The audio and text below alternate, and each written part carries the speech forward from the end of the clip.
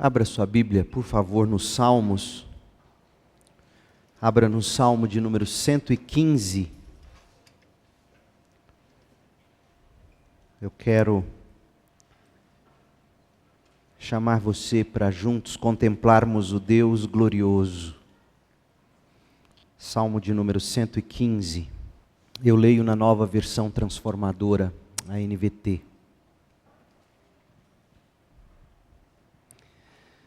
Não a nós, Senhor, não a nós, mas ao Teu nome seja toda a glória, por Teu amor e por Tua fidelidade.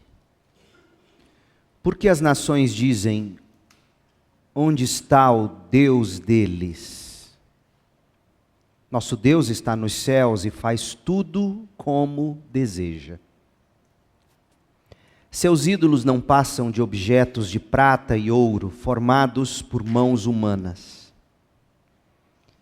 Têm boca, mas não falam, olhos, mas não veem, têm ouvidos, mas não ouvem, nariz, mas não respiram. Têm mãos, mas não apalpam, pés, mas não andam, garganta, mas não emitem som. Aqueles que fazem ídolos e neles confiam são exatamente iguais aos ídolos.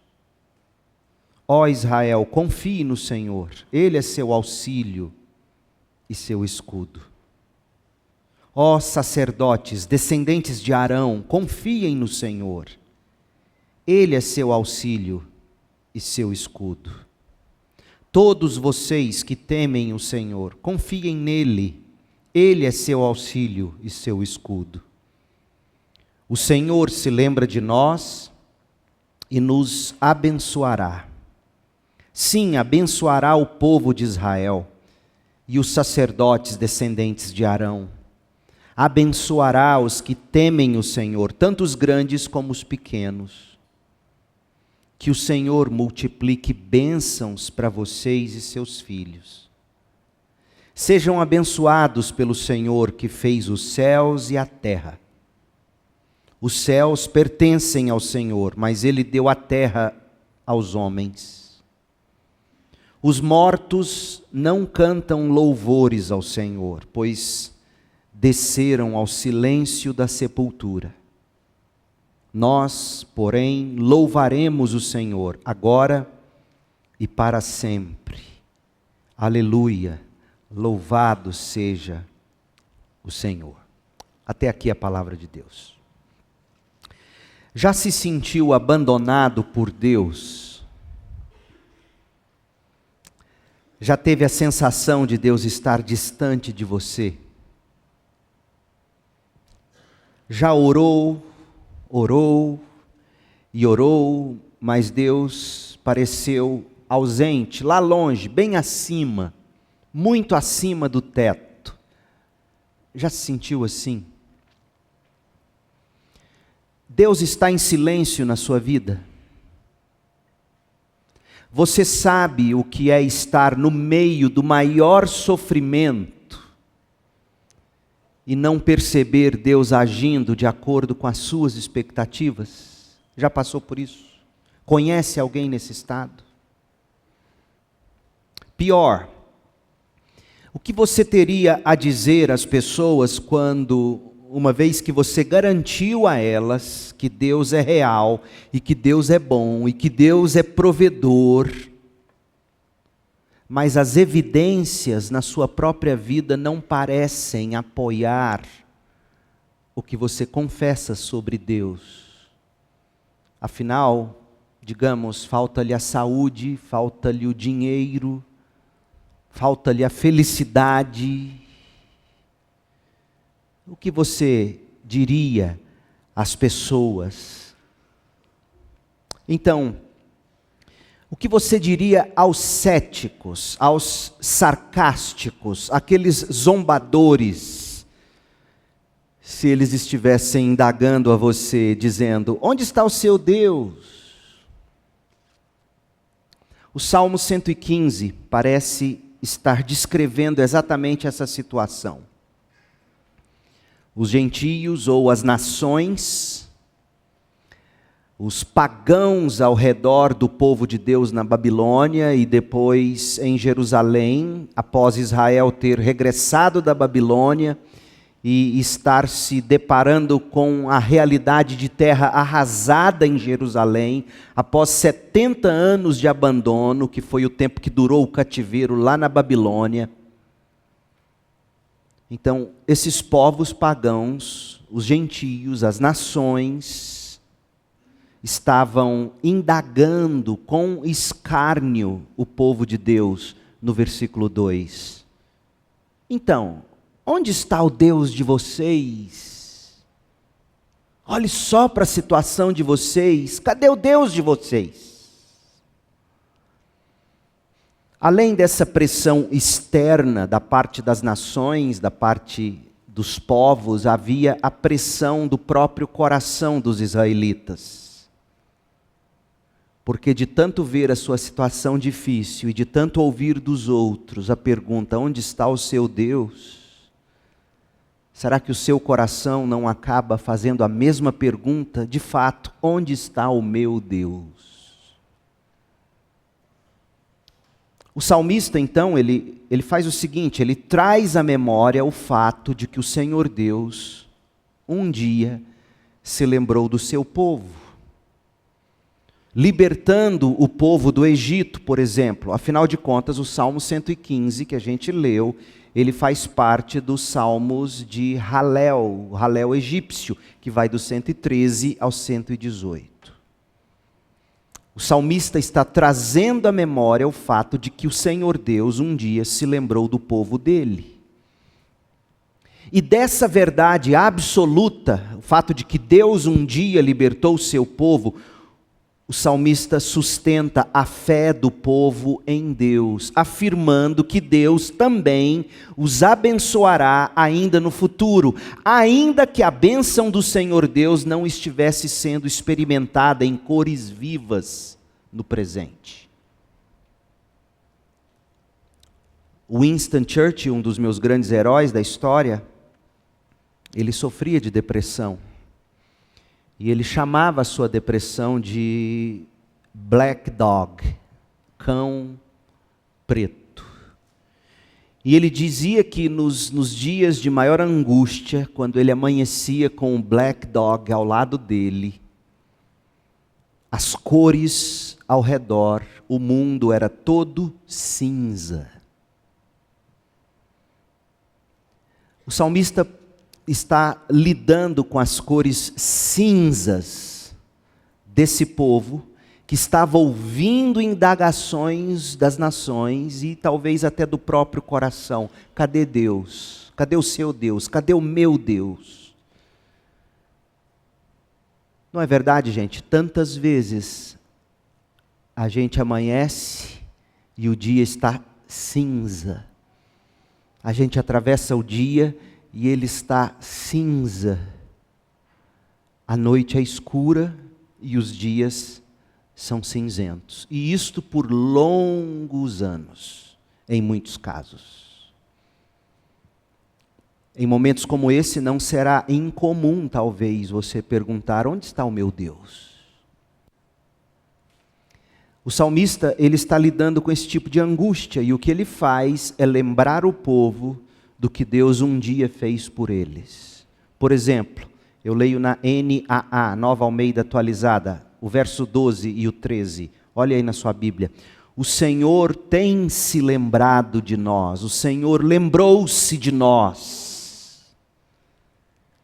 E aí ele faz uma aplicação em relação ao futuro. Ele nos abençoará. Ou seja, esse Deus que se lembrou de nós, esse Deus que tem se lembrado de nós, esse Deus que lembra de nós, Ele nos abençoará. Abençoará a casa de Israel, abençoará a casa de Arão, Ele abençoa os que temem o Senhor, tanto pequenos como grandes. O salmista está apontando todos nós, nos dias cinzentos, para aquilo que Deus já fez na nossa vida, como garantia de que Ele não terminou ainda conosco. Outra coisa, embora estivesse claro que Deus está no céu, o salmista diz isso no verso 3 e no verso 16, o que Deus estava afinal fazendo na terra naquele momento? Será que a terra estava entregue, totalmente entregue aos homens? O verso 16 diz: os céus pertencem ao Senhor, mas Deus deu a terra aos homens. Percebeu? Parece que o salmista estava vivendo bem no meio do silêncio de Deus. Parece que o salmista estava numa espécie de crise deísta da fé, ou seja, Deus existe, Ele está no céu, Ele é soberano, mas quem de fato parece mandar aqui na terra são os homens. Onde está Deus, que criou todas as coisas? E alguns poderiam estar pensando assim, mas parece que nos deixou entregues a nós mesmos, aos homens. Não é assim que tantas vezes você se sente? Sim, Deus existe, Ele está no céu, Ele é bom, Ele é todo poderoso, mas quando eu olho para a terra, eu fico com a impressão de que Deus entregou tudo isso aos homens. O que o salmista fez? O salmista orou com esperança. O salmista orou com fé, nos seguintes termos: ele rendeu glória ao nome do Senhor Deus, no verso 1, visto que Deus é soberano no céu, verso 3, visto que Deus não é como os ídolos que nada podem fazer, do verso 4 ao 7. Deus é a ajuda e é o escudo de Israel, dos sacerdotes, de todos, dos grandes e pequenos, do verso 9 ao 11 a gente vê isso. O salmista orou, certo de que Deus jamais se esquece do seu povo, verso 12, a bênção virá para os que temem o Senhor, tanto os grandes como os pequenos, verso 13, e eles serão frutíferos novamente, versos 14 e 15. E embora os mortos já tenham tido a chance de louvar a Deus, Israel jamais deixará de louvá-lo desde agora e para sempre. Louvado seja o Senhor, aleluia, verso 18. Percebeu o que o salmista fez? O salmista está ensinando a você e a mim como orar nos momentos em que Deus parece estar em silêncio.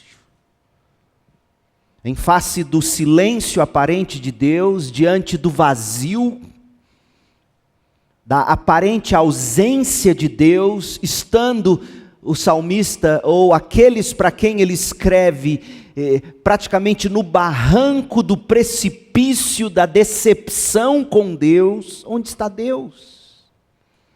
O que o salmista fez? O salmista contrastou o seu Deus com os falsos deuses. O salmista trouxe à memória os grandes feitos de Deus em favor do povo e desse modo, trazendo os grandes feitos de Deus, o salmista achou combustível para continuar alimentando a fé do povo na graça futura de Deus. Porque é para isto que serve o nosso passado com Deus. Nem tanto para Deus cobrar de nós gratidão. O nosso passado com Deus é nem tanto para Deus cobrar de nós gratidão, mas é para Deus alimentar em nós fé de que Ele continuará cuidando de nós. Crente vive de fé na graça de Deus. E é por isso que o salmista recorda quem Deus é, tudo que Deus fez por eles, e coloca esse Deus tremendo, glorioso, em contraste com os ídolos, dizendo: creia no seu Deus. Ah, meu povo, há grandes lições aqui neste salmo para os que estão sofrendo. Há grandes lições neste salmo para você que está sofrendo. Sofrendo ainda mais por não vir Deus agindo como você desejava ou deseja que Ele agisse. Há lições aqui para os que estão sofrendo sob a vista e sob as vozes dos zombadores de plantão.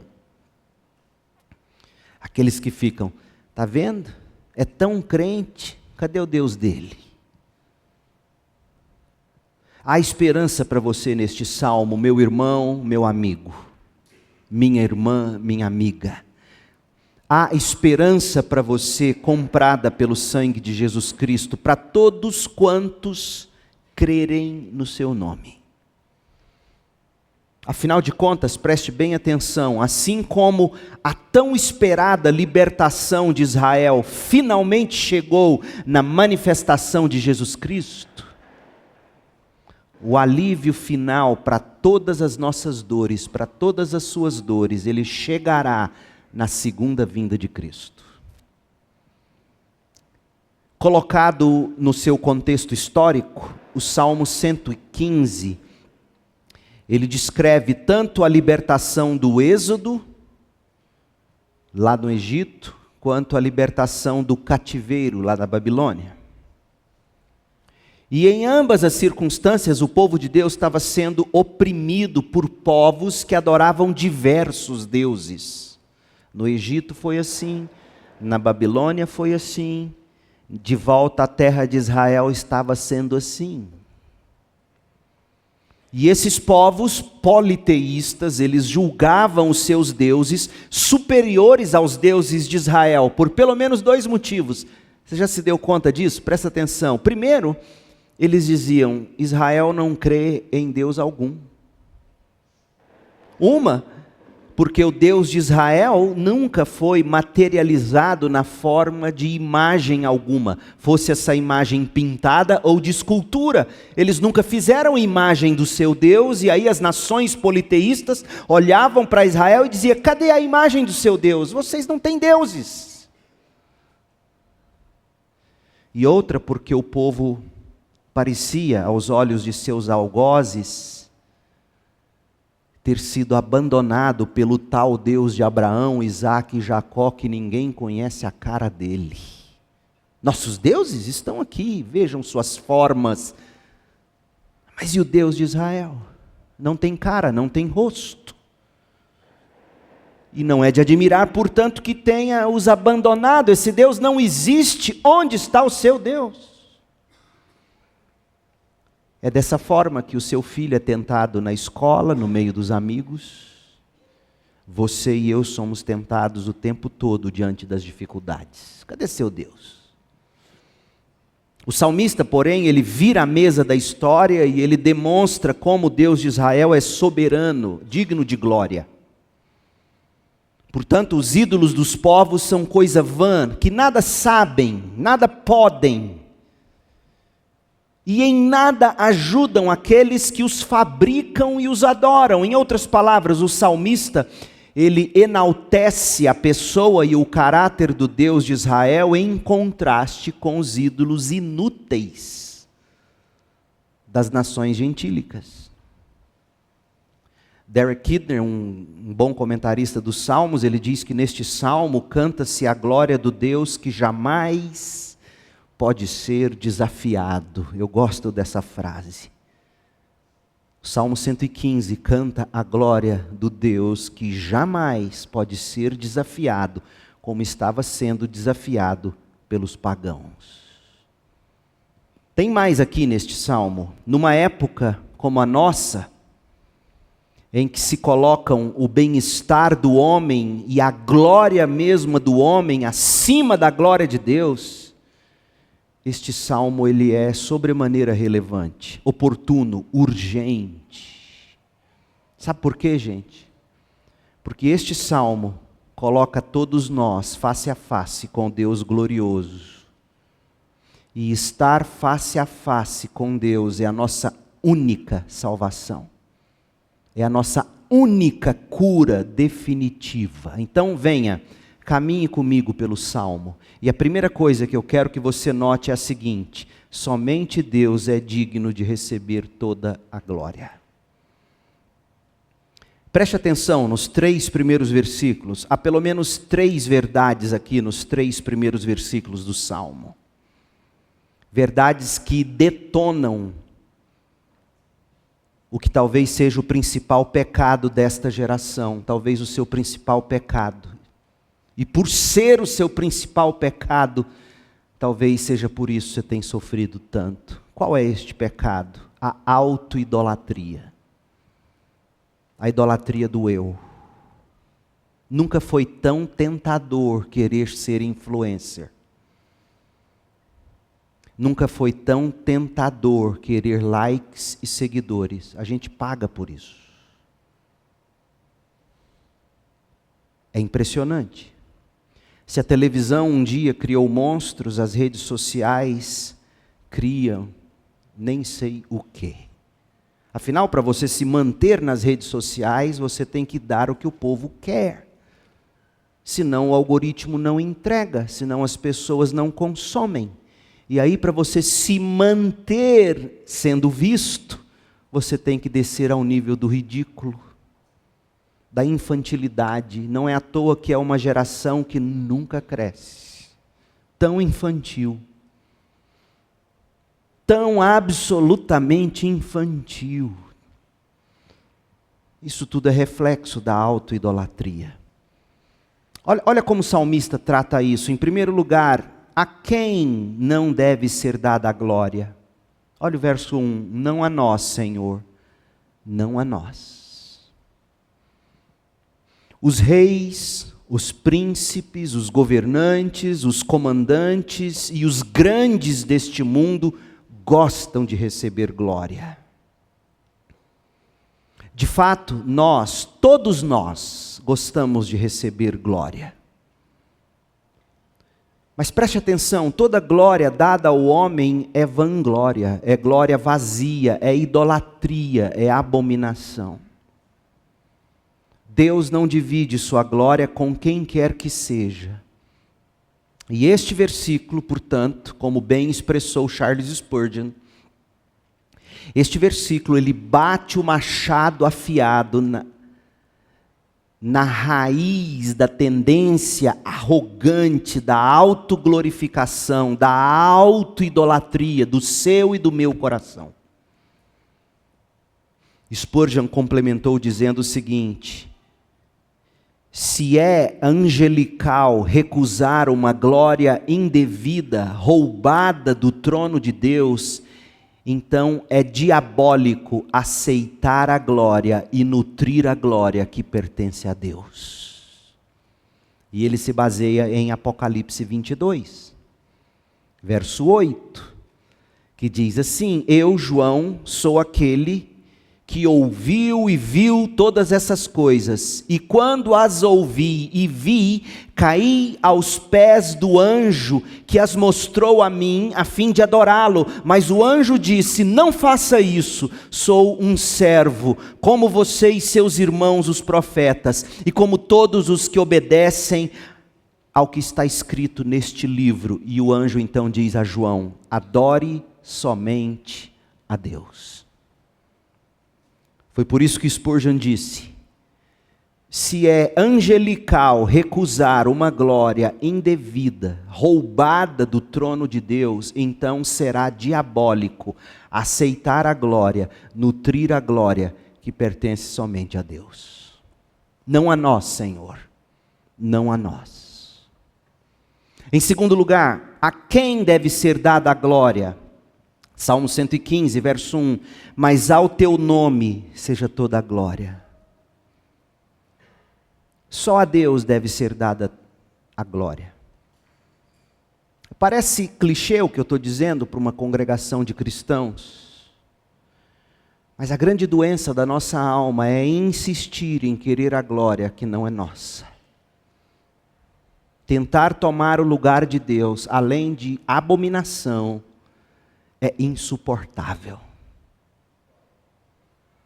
A gente não consegue viver sob a pressão da glória que é só de Deus. Tente tomar conta de tudo. Você vai parar no psiquiatra. Você vai ter que ser dopado de remédio até conseguir sossegar. Tente tomar conta de tudo. Tente querer dar respostas a tudo. Tente querer agradar todo mundo. Tente viver assim. será não apenas abominação, mas insuportável. Portanto, quando Deus diz, olha, só ao meu nome toda glória deve ser dada, primeiro Ele está te livrando da condenação da idolatria, e segundo, Ele está te livrando de uma vida insuportável, a de querer ser como Deus. E foi isso que o diabo nos prometeu lá no Éden, ser como Deus. Só ao Deus glorioso deve ser dada a glória. Só o nome dele é excelso e exaltado acima dos céus. Só Deus faz maravilhas para libertar o seu povo. Não por causa das virtudes inerentes a nós. Não porque Deus nos deva alguma coisa. Eu espero que você não seja daqueles que acredita que Deus te deve, afinal Ele te criou. E Ele me criou para ser feliz. Não, Deus não te deve coisa alguma. Tudo que Ele te dá e nos dá é por causa da misericórdia dEle, da fidelidade dEle ao nome dEle. O profeta Ezequiel, no capítulo 36, lidando com o pecado que levou o povo para a Babilônia, e o pecado que esse mesmo povo continuou nutrindo enquanto estava na Babilônia. Olha o que ele escreve. Trará luz ao Salmo 115, Ezequiel 36, 20. Quando, porém, foram espalhados entre as nações, o povo de Israel, quando foi levado para a Babilônia, desonraram o meu nome santo. Pois as nações diziam, este é o povo do Senhor, mas o Senhor não foi capaz de mantê-lo a salvo em sua própria terra. Tive consideração por meu santo nome, diz o Senhor, que meu povo desonrou entre as nações. Portanto, transmita ao povo de Israel esta mensagem do Senhor soberano. Eu os trarei de volta, ó povo de Israel, mas não porque merecem. Farei isso por causa do meu santo nome, que vocês desonraram entre as nações. Eu lhes mostrarei a santidade de meu grande nome, o nome que vocês desonraram entre as nações. E quando eu mostrar a minha santidade por meio de vocês diante das nações, diz o Senhor, as nações saberão que eu sou o Senhor. A sua salvação não é porque Deus te deva alguma coisa. É por amor do nome dEle. É para exaltar na sua vida a gloriosa graça dEle, a justiça dEle em Jesus Cristo. Portanto, nós sabemos sim porque de Deus o amor a nós se nos foi revelado. A gente canta esse hino, mas é um hino muito perigoso. Eu não sei por que o amor de Deus a mim se revelou. Eu sei, a Bíblia sabe. Para exaltar a gloriosa graça de Jesus em nós, pessoas que mereciam nada de Deus. A quem não deve ser dada a glória? Não a nós, não a nós. A quem deve ser dada a glória? Ao nome do Senhor seja toda a glória. Em terceiro lugar, Salmo 115. Por que se deve dar ao Senhor Deus a glória? Olha o final do verso 1. Por teu amor e por tua fidelidade. Porque as nações dizem, onde está o Deus deles? Nosso Deus está nos céus e faz. Deus faz tudo como deseja.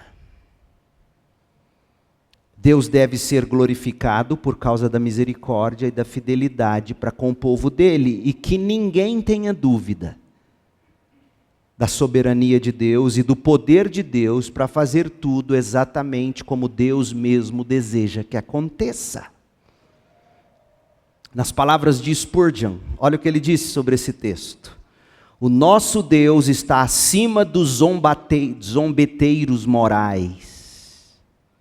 O nosso Deus está acima deles, ouvindo todos os vãos ruídos dos homens, mas está olhando para baixo com silencioso desprezo para os criadores de confusão. Supremo, acima de todas as forças de oposição, o Senhor reina sobre um alto e sublime trono, incompreensível em essência. Deus se ergue acima do mais elevado pensamento dos sábios, absoluto em vontade, infinito em poder. Deus é superior às limitações que pertencem à terra e ao tempo. Que maneira de falar do nosso Deus. O homem, jamais. Deus, somente Deus é digno de receber toda a glória. E sabe por quê? Porque somente Ele é Deus. E, portanto, somente Ele é soberano. Somente Ele é poderoso, amoroso. Nós só sabemos amar porque Ele nos amou primeiro. Não se esqueça disso. Quem não sabe amar, segundo a primeira carta de João, quem não sabe amar é porque ainda não provou do amor de Deus. Só Ele é soberano, só Ele é poderoso, só Ele é amoroso, só Ele é fiel ao seu próprio nome. Cale as vozes dos zombadores aí no seu coração. Cale a sua própria voz de autopiedade aí no seu coração. Cale a sua voz de orgulho ou de vaidade. Ouça as palavras de Deus. Aprenda da Bíblia a respeito de quem Deus é. E assim você poderá cantar. Não a nós, Senhor, não a nós, mas ao teu nome seja toda a glória. Por amor, por teu amor e por tua fidelidade. Por que as nações estão dizendo onde está o Deus deles? Nosso Deus está nos céus. E esse Deus, nosso Deus, faz tudo como deseja, inclusive ficar em silêncio de vez em quando. Não se esqueça disso. Nosso Deus está nos céus e Ele faz tudo como deseja.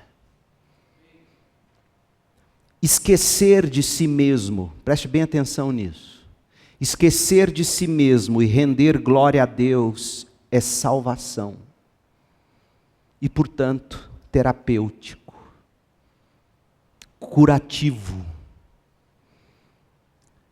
Será que esta noite o que esteja faltando mais a você não seja isto? Tirar um pouco, ou tirar de vez os olhos de si mesmo, das suas dores, das suas enfermidades, das suas feridas, dos seus sonhos e desejos, tirar seus olhos de você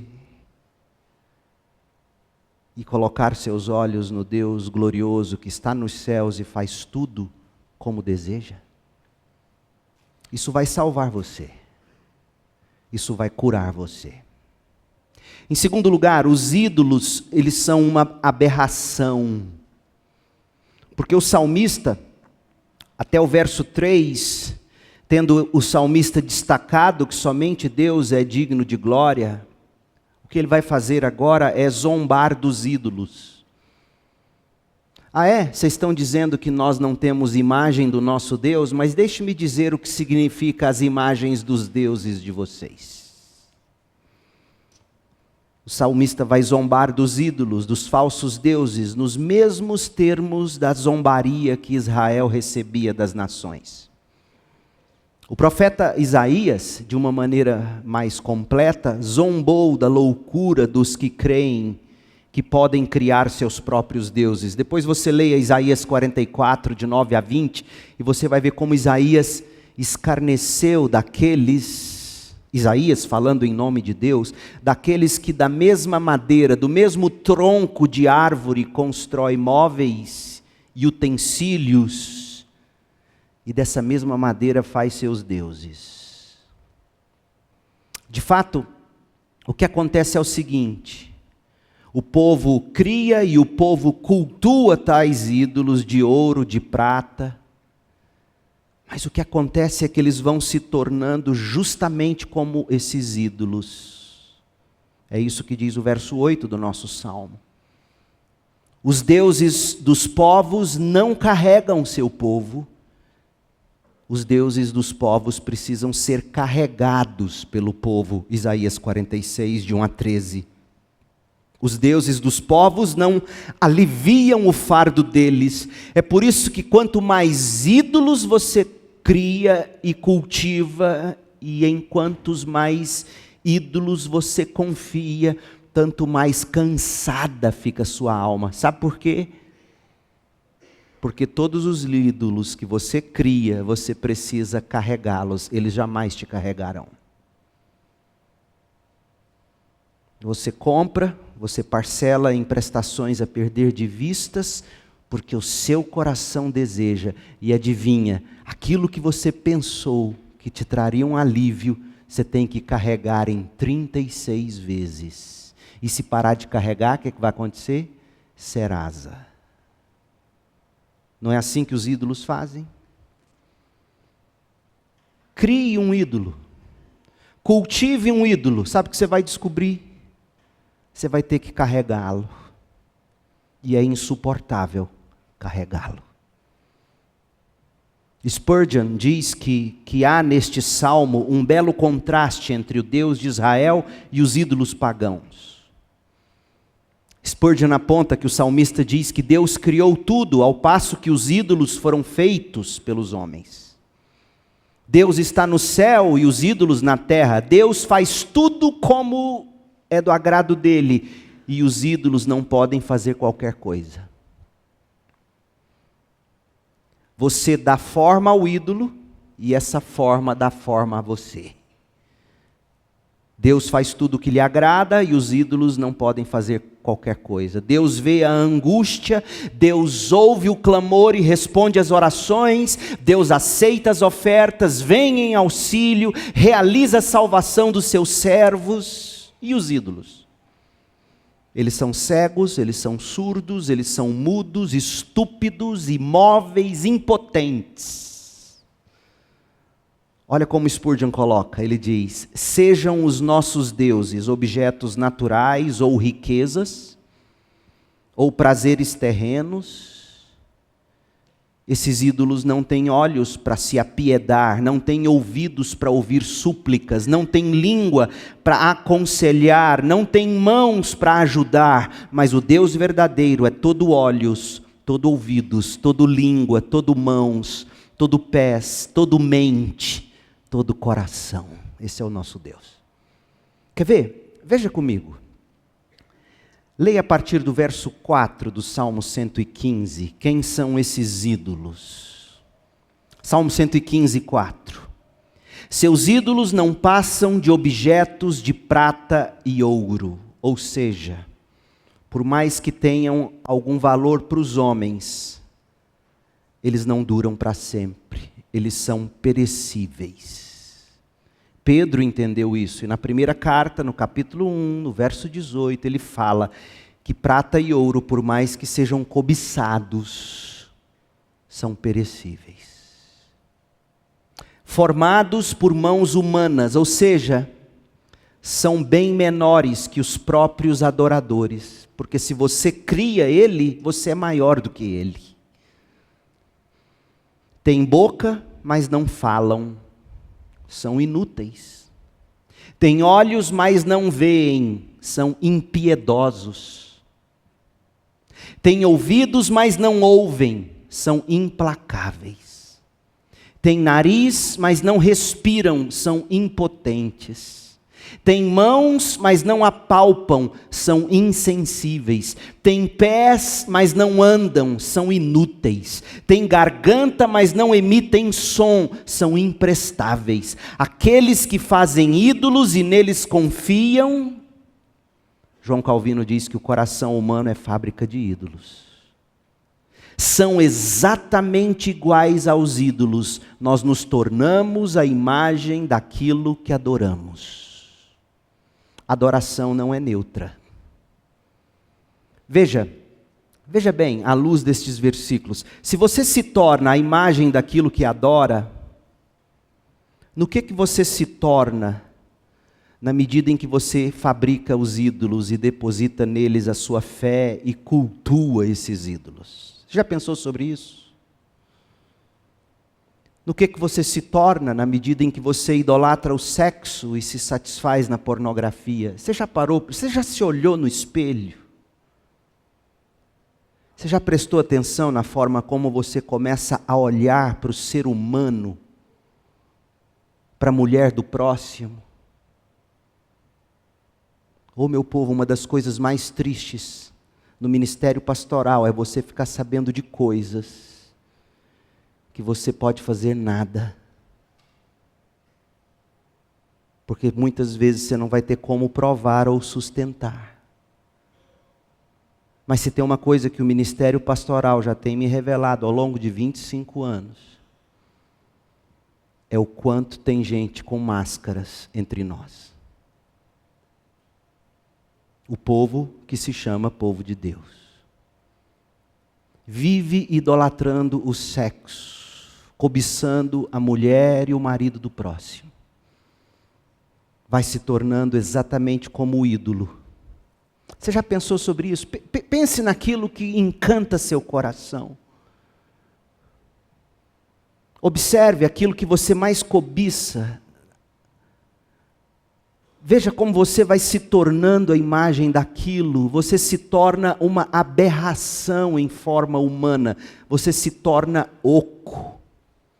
Você se torna sem vida, perecível, pequenino, inútil, impiedoso, implacável, impotente, insensível. Ame o dinheiro e veja no que você se torna.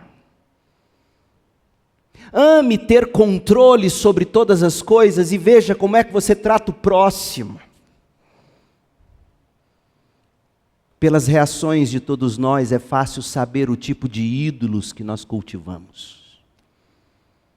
Gente impiedosa, gente implacável, gente impotente, gente insensível, gente inútil, gente imprestável, gente insatisfeita. É isto que a idolatria faz de você. A idolatria desumaniza você. A idolatria transhumaniza você. De fato, quando Paulo terminou de descrever a loucura da idolatria no capítulo 1 de Romanos, abra lá e veja. Olha como é que ele vai concluir o capítulo 1. Olha no que você vai se tornando na medida em que você idolatra algum ídolo. Olha o verso 28 de Romanos 1.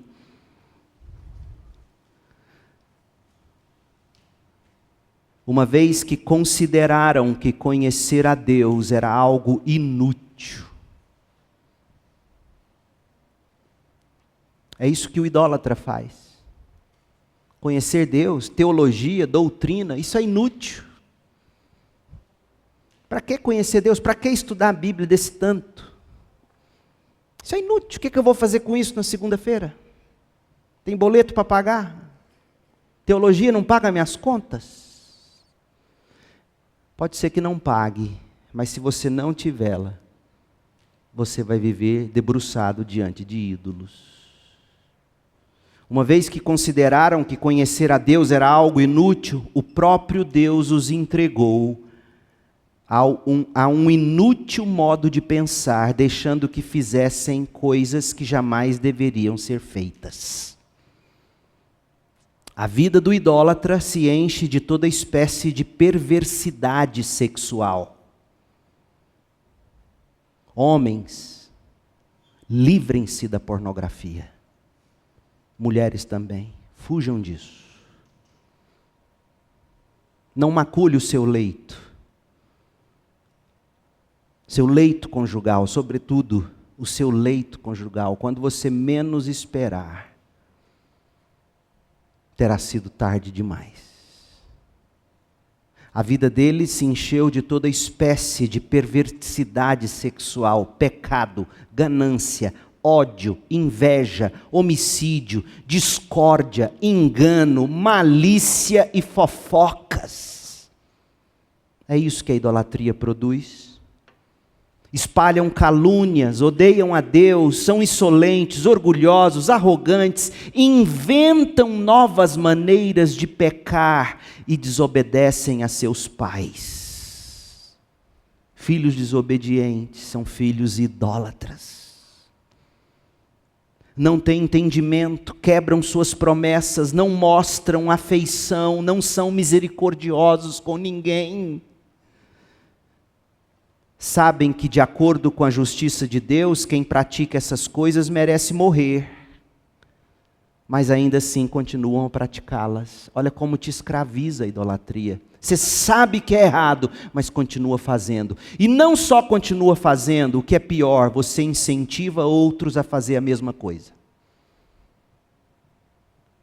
Já ouvi de crente de igreja dizendo, é melhor transar com a namorada dentro de casa e eu dando anticoncepcional do que ir para o motel e engravidar ela. Você tinha que ter vergonha de já ter dito isso alguma vez na vida.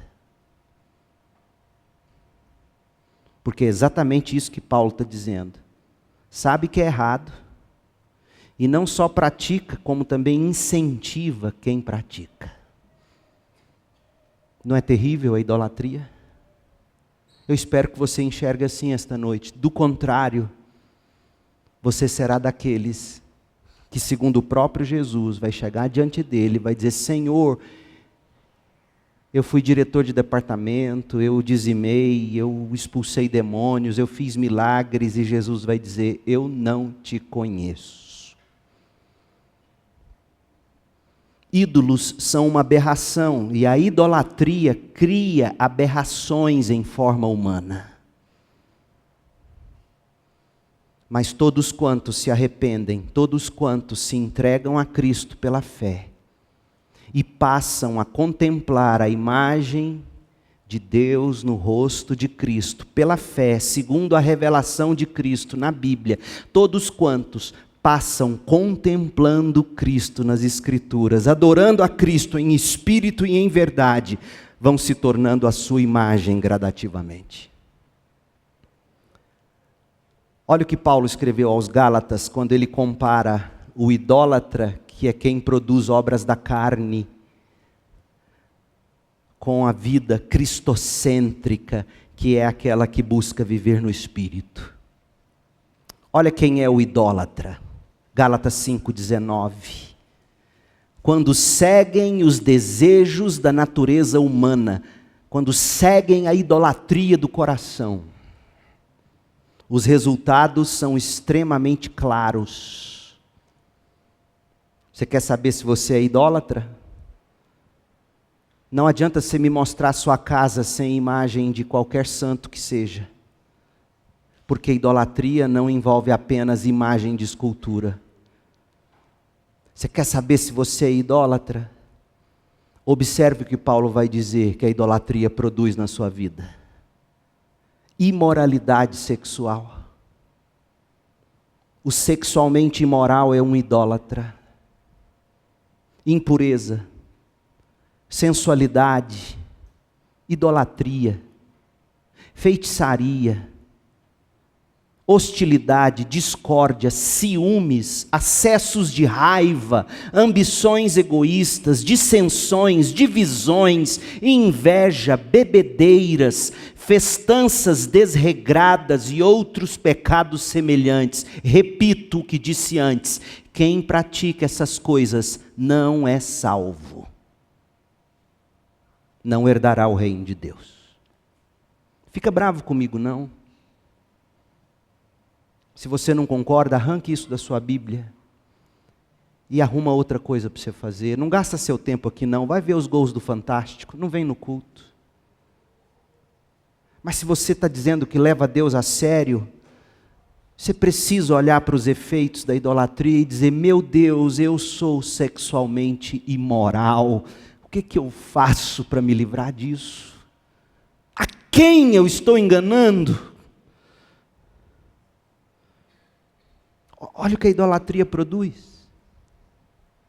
Sua casa pode ter paredes brancas, livres de imagens e de esculturas de santos. Mas se a sua vida produz isso aqui, o risco é de que você não herdará o reino de Deus. Mas o Espírito produz este fruto: amor, alegria, paz, paciência, amabilidade, bondade, fidelidade, mansidão, domínio próprio. Não há lei contra essas coisas, ou seja, não há condenação. Herdará o reino dos céus. Pastor, como eu faço para ter isso? Paulo explica, verso 24. Aqueles que pertencem a Cristo Jesus crucificaram as paixões e os desejos da natureza humana, crucificaram os seus ídolos, seu coração, e uma vez que vivemos pelo Espírito, sigamos a direção do Espírito em todas as áreas da nossa vida. Sigamos o que a palavra inspirada por Deus, pelo Espírito de Deus, diz. Não nos tornemos orgulhosos, provocando e invejando uns aos outros. Nós já vimos que somente Deus é digno de receber toda a glória, e vimos que a idolatria é uma aberração e cria aberrações humanas enquanto te leva para o inferno. Mas tem uma última coisa que o Salmo ensina. O Deus glorioso é digno de toda a sua confiança. O salmista, Salmo 115, verso 9, o salmista, ele revelou que Deus é soberano, poderoso, amoroso, fiel, até o verso 3. E do verso 4 ao verso 8, o salmista contrastou esse Deus com as aberrações dos ídolos formados por mãos humanas. E agora sabe o que ele vai fazer? Ele vai chamar você e a mim a confiarmos nele, nesse Deus. Todos, do pequeno ao grande, do pastor ao porteiro da igreja, do povo comum ao sacerdote de Israel. Olha o que ele diz, verso 9: ó Israel, confie no Senhor. Verso 10, ó sacerdotes descendentes de Arão, confiem no Senhor. Verso 11, todos vocês que temem, que dizem temer, confiem no Senhor. Não confie nas promessas do pecado, não confie no que seu coração pede, se isso contradiz a Bíblia. Confie em Deus. Você diz que teme a Deus, então confie em Deus. Qual é a promessa para quem confia no Senhor? Olha a segunda frase do verso 9. O Senhor é seu auxílio e o seu escudo. E a mesma coisa se repete na segunda frase do verso 10. O Senhor é seu auxílio e o seu escudo. E também no verso 11. O Senhor é o seu auxílio e o seu escudo. Você não precisa buscar auxílio em ídolos. Busque em Cristo.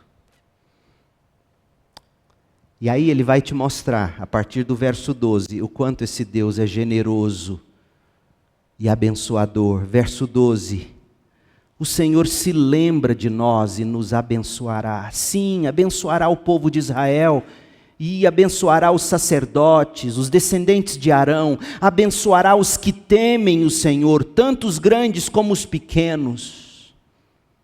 Que o Senhor multiplique bênçãos para vocês e seus filhos. Sejam abençoados pelo Senhor que fez os céus e a terra. Esse Deus soberano, gente, generosamente abençoador e digno de toda a sua confiança. Sabe o que ele vai fazer agora? Concluindo este salmo, ele vai chamar você à consagração de vida. Ele vai dizer para você: eu te mostrei quem são os ídolos. Eu te mostrei o que os ídolos criam, o que os ídolos produzem. Eu te revelei quem Deus é. Eu te chamei à confiança nesse Deus. Agora, o que eu faço da sua vida? O que você faz da sua vida? O que você deve fazer da sua vida? No verso 16, o salmista vai dizer: coloque-se debaixo da soberania de Deus. No verso 17, ele vai dizer: fazendo de Deus a única vida, para a única vida que você tem aqui e agora. E ele termina dizendo, e faça isso de agora e para sempre. Olha só, verso 16. Os céus pertencem ao Senhor. Ele é soberano sobre tudo e sobre todos, e Ele te colocou aqui, sobre a terra, para você viver para Ele, para cultivar o jardim, para redimir a criação com a obra de Cristo. O Senhor te chama a ser esse homem, essa mulher, que é colocado neste mundo, sobre a terra, como vice-regente de Deus. Como alguém que foi criado para ser o melhor aluno da classe, o melhor profissional. Para jamais viver como faz a maioria que pensa assim, o que eu quero ser e ter quando eu tiver X anos. Não é assim que a gente tem que pensar como cristãos. Senhor, com aquilo que eu já tenho e sou, como é que eu posso viver para o Senhor e para o meu próximo? Os céus pertencem ao Senhor, e Ele deu a terra a mim e a você, para sermos vice-regentes da criação. Para você pregar o Evangelho, para você modelar o Evangelho, para você buscar redimir amizades, relacionamentos. Verso 17, os mortos não cantam louvores ao Senhor. Os que partiram sem Cristo já estão condenados.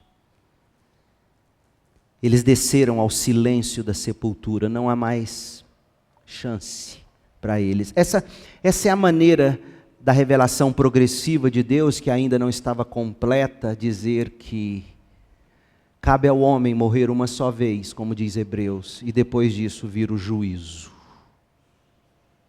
Então arrependa-se enquanto é tempo. Creia no Senhor Jesus Cristo. Abandone os seus ídolos. E passe a viver para Ele. Verso 18. Nós, porém, louvaremos o Senhor agora e para sempre. Louvado seja o Senhor. Aleluia. 6 coisas para você ir para casa, bem rápido. Primeira, você quer cura para a sua alma? Tire os olhos do WhatsApp. Sério mesmo. Tire os olhos do Instagram. Tire os olhos da pornografia. Tire os olhos da mulher do outro, do homem do outro. Tire os olhos do pecado. Tire os olhos de si mesmo. Faça como Jó. Faça um compromisso com seus olhos.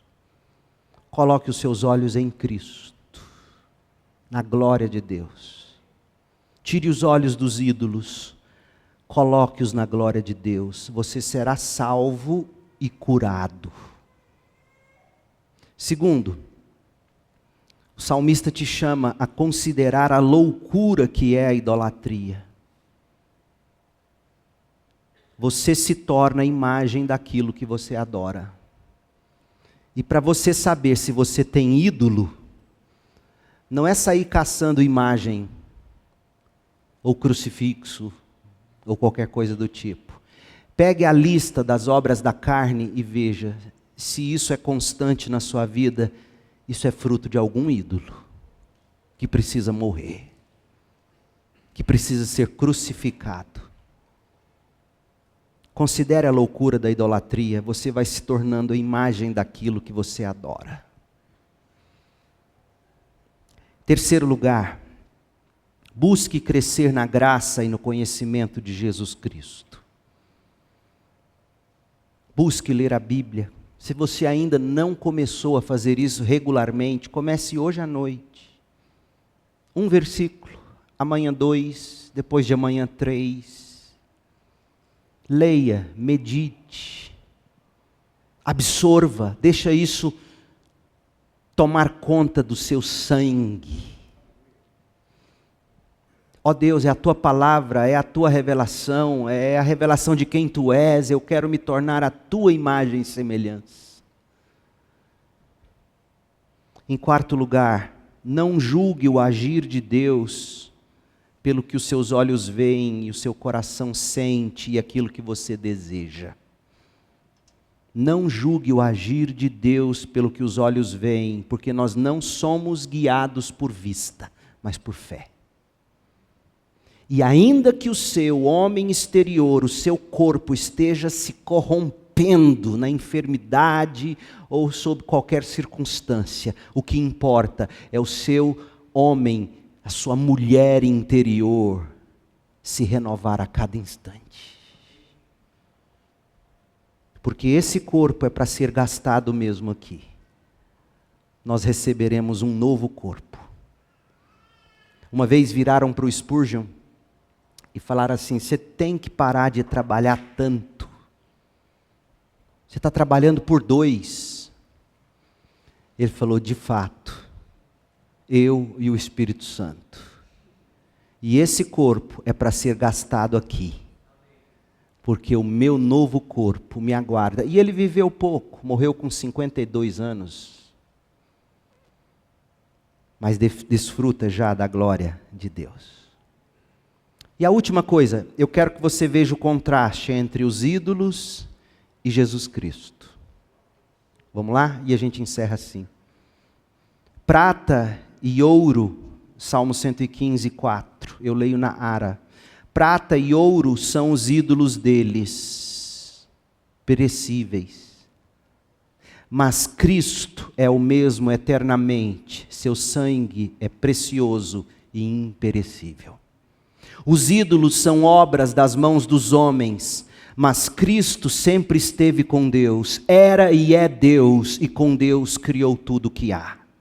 Os ídolos têm boca e não falam, mas Cristo, somente Cristo tem palavras de vida eterna.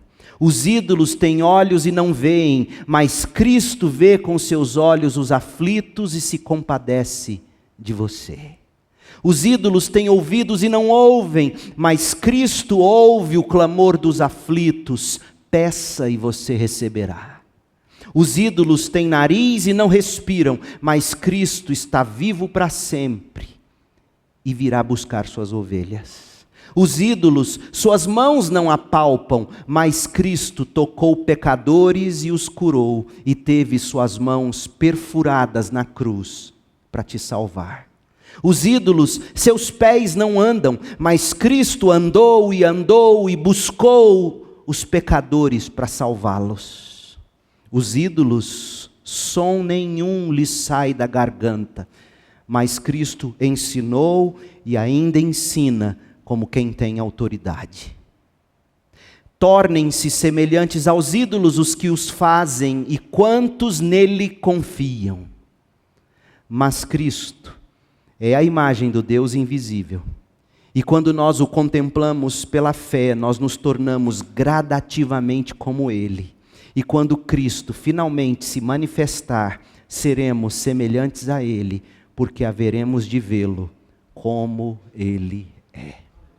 Cristo é glorioso. Oremos. Pai querido, em nome de Jesus,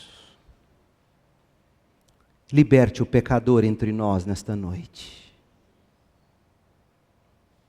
Resgate o idólatra. Salve o pecador. Que todos possamos jogar no chão e pisar sobre máscaras. Máscaras que temos usado, talvez, para esconder quem de fato somos, mas o Senhor nos vê como somos.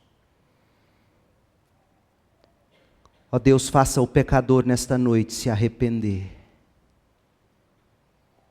Traga-o ao senso, faça-o cair em si e virar as costas para os ídolos e agarrar o Senhor Jesus com arrependimento e fé para a salvação. E faça-nos a todos desejar conhecer Jesus pela revelação da Escritura, de um modo que encante o nosso coração e nos livre do pecado. Ó Deus, como a idolatria é uma desgraça, e quantos estão vendidos a ela e sequer se dão conta. Nesta noite, abra olhos aqui, Pai. Salve pecadores, santifique os santos, satisfaça-nos em Jesus Cristo. Ó Espírito de Deus, convença-nos do pecado, da justiça e do juízo. Dá-nos, ó Deus, uma semana cheia da graça de Jesus, recheada do teu amor, completa em conforto que nos vem pelo Espírito. É a nossa oração, em nome de Jesus. Amém.